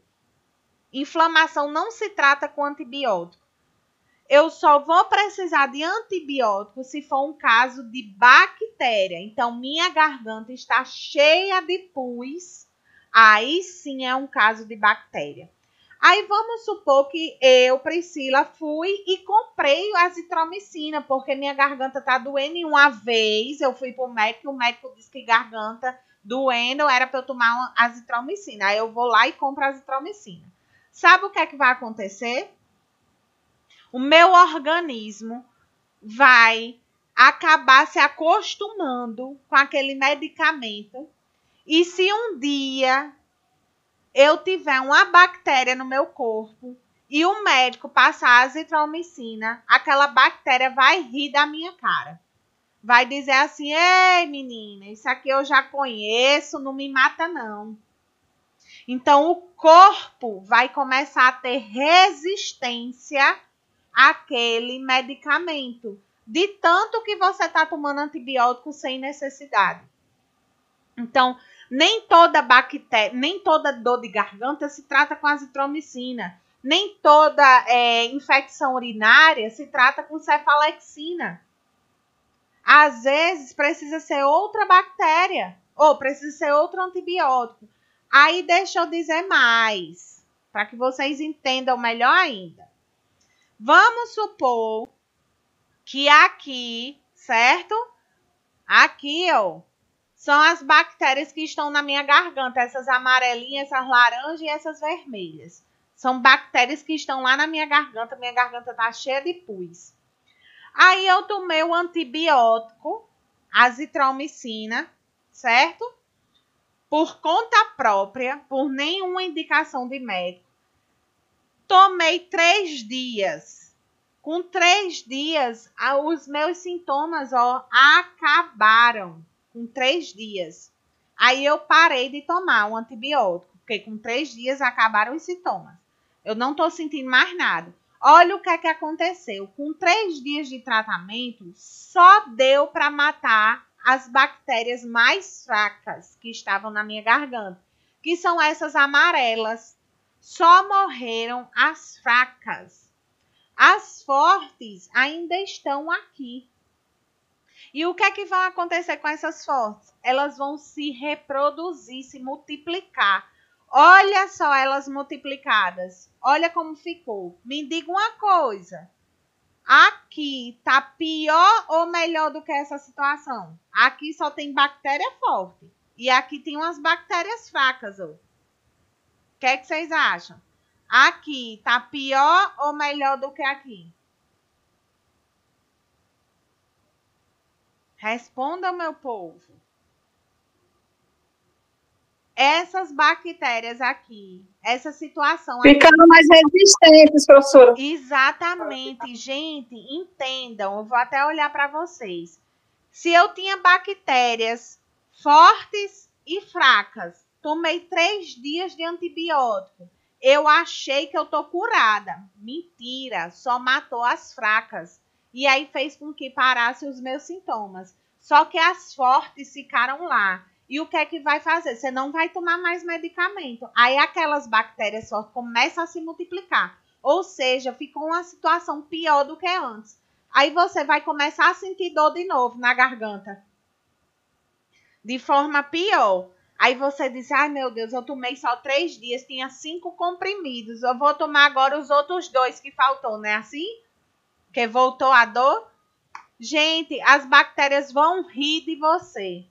Professora, deixa eu tirar uma dúvida agora, que é polêmico, né? Porque o prefeito, né, da cidade, ele medica as pessoas sem saber da certeza do Covid. E aí, numa situação dessa, a azitromicina, que é muito forte, se você não tiver, né, com o pulmão nem a garganta realmente com bactéria, porque eles tratam antes do resultado. Eu acho que isso prejudica muito nosso organismo, né? Não, mas vamos lá. Vamos lá. Se você tá com os sinais e sintomas do Covid, tá sendo um protocolo medicar, porque até sair o resultado, gente... Pode proliferar, né? Isso.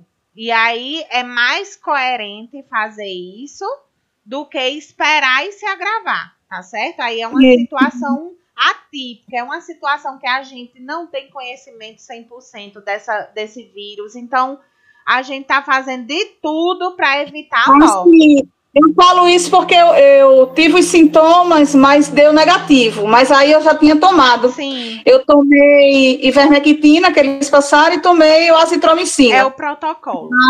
É o né? protocolo. Tá? É o protocolo da saúde fazer desse jeito. Então, é algo que não está sendo feito indiscriminadamente, não. É desse jeito mesmo. Mas vocês conseguiram compreender a gravidade de você se automedicar, principalmente em se tratando de antibiótico?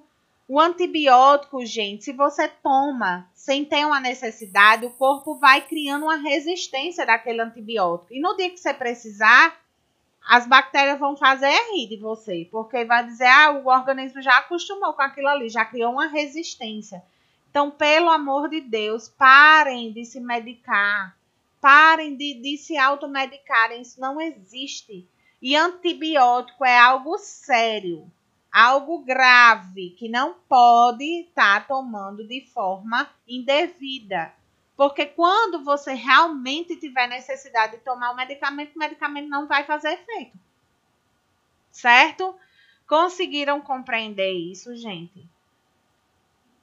Sim ou não? Priscila? Sim, conseguiu. Priscila? Oi, meu amor. Deixa eu fazer só uma pergunta. Eu fiz um preventivo e deu bactérias no meu útero e nos meus ovários. Certo. Aí, antes disso, eu já tinha tomado metronidazol. Eu passei pelo ginecologista e ele passou. Certo. Eu tomei 4 caixas. Certo. Mas eu continuei sentindo os mesmos sintomas. Aí, depois, eu me consultei com o clínico e falei o que estava sentindo. Ele foi e passou mais metronidazol. Aí, eu continuei sentindo os mesmos sintomas. Aí eu fui recentemente. Deixa eu só lhe interromper bem rapidinho. Na hora que você foi para o outro clínico, você informou que já tinha tomado metronidazol? Informei. Tá. Aí ele foi e passou metronidazol e uma injeção, que é antibiótico também. Ah, tá. O clínico. Certo. Aí eu fui agora, terça-feira. Hoje faz 8 dias, com os mesmos sintomas que eu sinto. Aí ele passou mais metronidazol. E eu não estou me sentindo bem. Faz 8 dias hoje e estou sentindo as mesmas coisas. Dor. O ideal, meu conhecimento, tá? Eu não tenho o conhecimento específico da área, né? Porque a gente também não pode... O ideal seria mudar aí o antibiótico, porque possivelmente as bactérias que estão no seu organismo estão resistentes a esse antibiótico. Tipo assim, elas ficam olhando para esse antibiótico e rindo isso aqui não me mata não. É como se fosse isso. Se a gente... Então, possivelmente, olha, eu já realizei o tratamento com esse medicamento várias vezes e não está surtindo o efeito. Então, será que não seria interessante a gente mudar a medicação, mudar um antibiótico? Será que essas bactérias não estão resistentes a essa medicação? Tá? Então, pois é, mas ele passou o metronidazol e passou esse outro. Deixa eu ver o nome aqui. Quando ele passa o outro, aí é um reforço aí para... Se a bactéria, se tivesse resistente, aí a gente conseguiria matar essa bactéria, entendeu? Com esse outro antibiótico. É tipo assim, eu vou enganar a bactéria com esse outro antibiótico. Mas aí tem que ver. Se tá persistindo, tem que ver. Mas você já terminou o tratamento? Eu vou terminar de tomar e vou ver, né? Mas faz 8 dias hoje que eu tô tomando. Mas espere terminar. Já era para ter uma melhora. Já era para ter tido uma melhora. Já. Você ouviu qual outro que ele passou? Sim.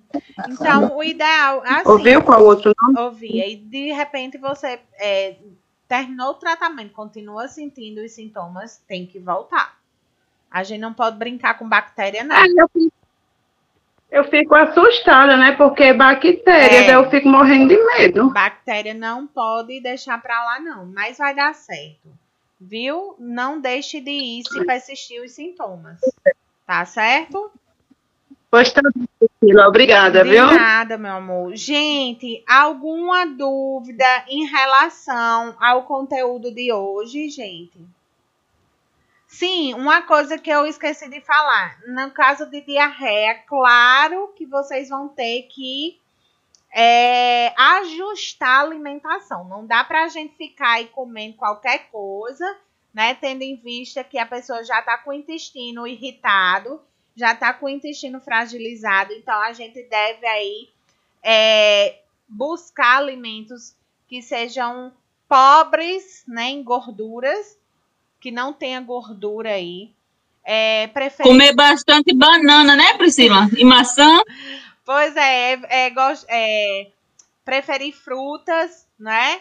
E aí evitar leite, evitar derivados de leite, frituras, pimenta, doce, tudo isso deve ser evitado para que não tenha aí uma piora, até porque a gente vai estar irritando esse intestino e fazendo com que ela não melhore, tá? Então, tanto para o vômito como para a diarreia, é interessante esse tipo de assistência, tá?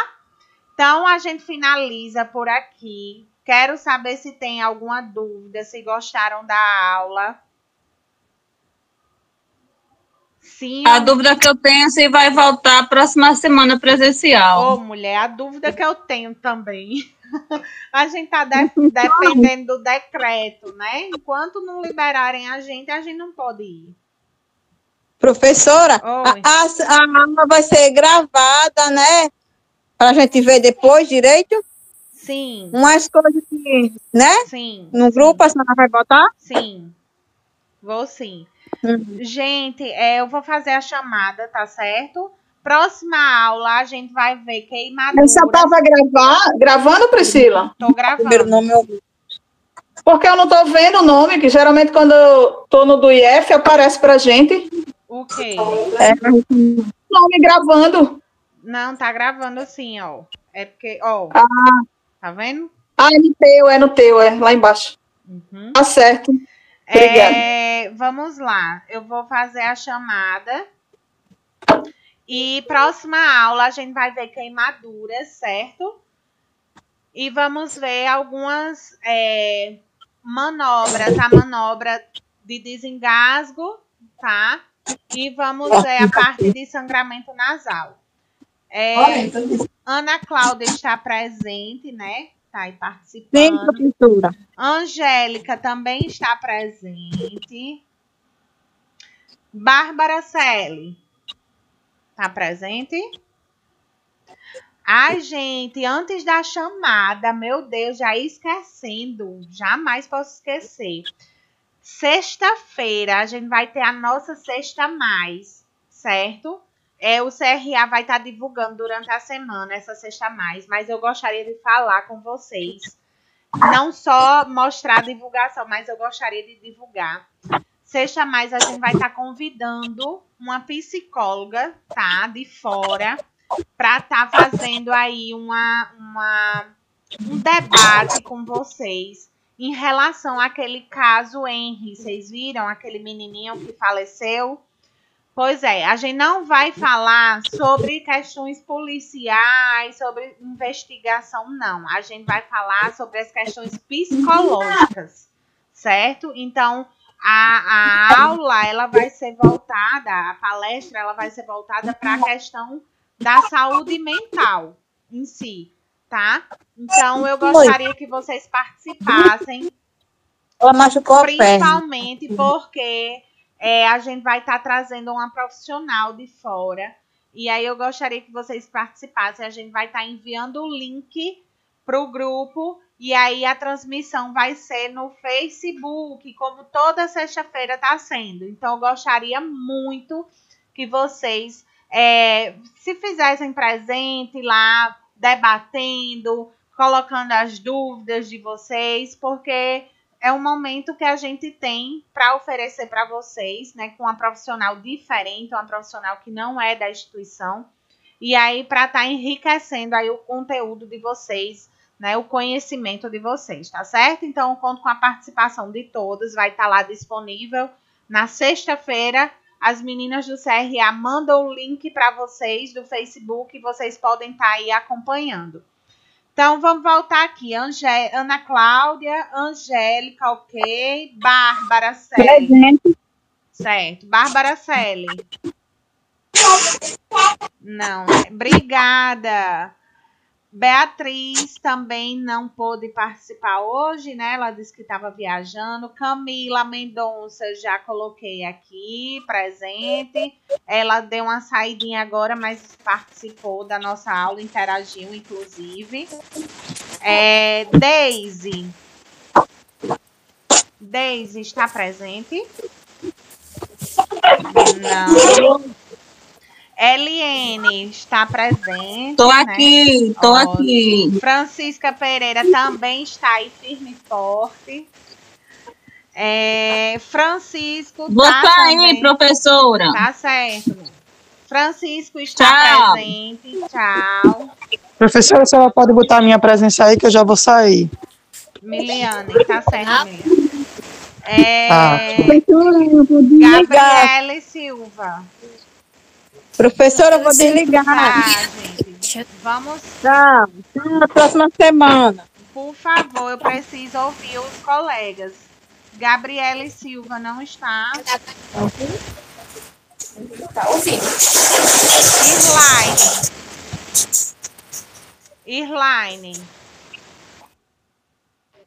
Irlaine está presente? Não, né? Jaciara. Janaína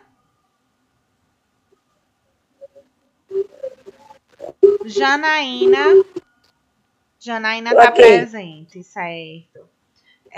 Josilene Alves está presente. E Josilene Vieira também está presente. Hoje as duas participam. Sim, estou aqui. Obrigada, viu, Obrigada, gente. Foi ótima. Kátia está presente. Kátia Cristina. Márcia Cristina está presente, né? Já vi aí participando.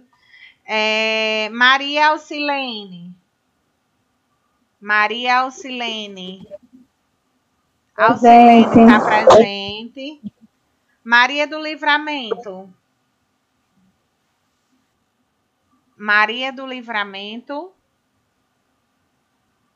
Não. Maria do Livramento não veio hoje, né? Maristela. Merijane. Aí, Miliane foi a que saiu. Raimunda Márcia. Sou eu, professora. Tá certo, meu amor. Raniele.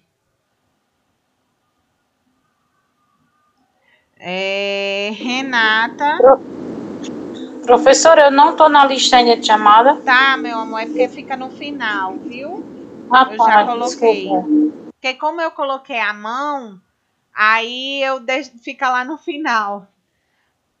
Mas eu já coloquei sua presença. Renata Tchau, não vem. professora. Tchau, meu amor. Rosileide. Eita, cadê esse povo?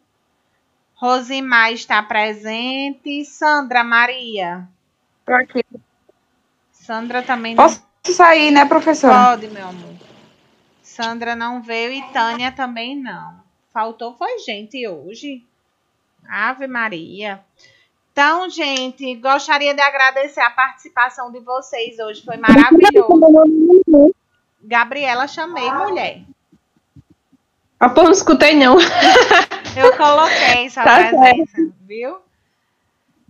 Márcia, tá fechado o seu áudio, meu amor. Você tá falando, mas tá fechado. Abra o microfone. É só apertar no microfonezinho, no vermelhinho. Peça ajuda aí. Gabriela aí com... Isso. Márcia... De vez em quando ela vai aparecer. Muito bem. Márcia, tá fechado o microfone ainda. Aperta no microfonezinho, no vermelhinho. Ah, ela saiu. Então, gente, era isso. Obrigada, meninas, vocês três aí que restaram na aula. Mas que foi ótima a participação e a gente aguarda na próxima semana, tá bom? Tchauzinho. Boa semana para vocês.